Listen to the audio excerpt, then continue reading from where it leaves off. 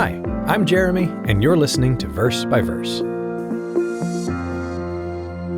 Simeon is not one of the Bible characters I tend to hear a lot about.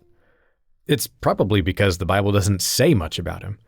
We're introduced to him very briefly in Luke's Gospel account, where we learn, starting in Luke 2:25, "And behold, there was a man in Jerusalem whose name was Simeon. And this man was just and devout, waiting for the consolation of Israel, and the Holy Spirit was upon him. And it had been revealed to him by the Holy Spirit that he would not see death before he had seen the Lord's Christ. So he came by the Spirit into the temple."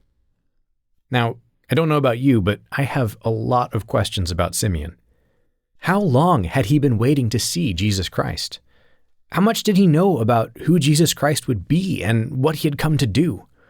A lot of Jews were expecting the Messiah to be a powerful leader who would overthrow the Roman Empire and reestablish Israel as a world power. Was that what Simeon was expecting? Or did he know that the Messiah was first coming to suffer and die for the sins of the world?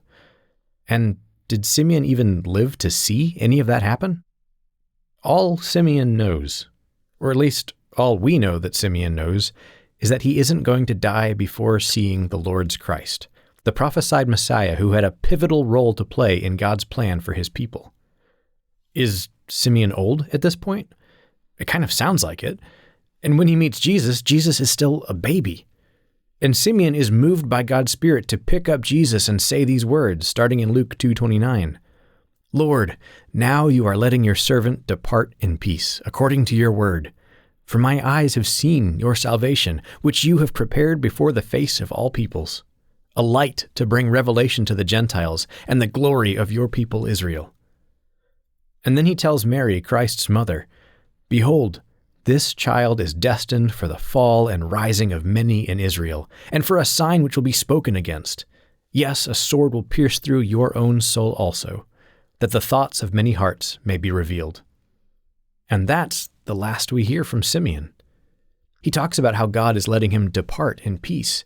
It was going to be 30 years before Christ's ministry officially began, and another 3.5 before his crucifixion. There's a good chance he knew he was going to be dead before any of that happened.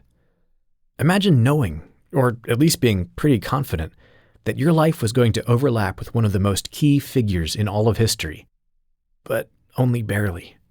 Imagine knowing that you were going to live right up to the very cusp of everything changing in dramatic and powerful ways, but also knowing you weren't going to be around to see it happen. I think I would be frustrated. I think I would wonder, God, why don't I get to be more involved in this? Why don't I get to watch it unfold? But what I see in Simeon's words are joy, not bitterness. He's excited that the timeline of his life and Christ's life overlap, however briefly. He's privileged to hold this tiny little baby who is going to change the world in ways no one on earth fully understands.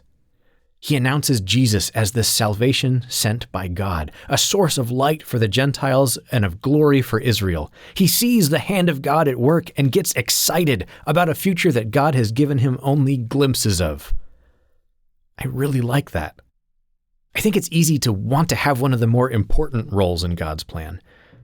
When I look at Simeon, I see someone who is grateful just to be part of it in any capacity.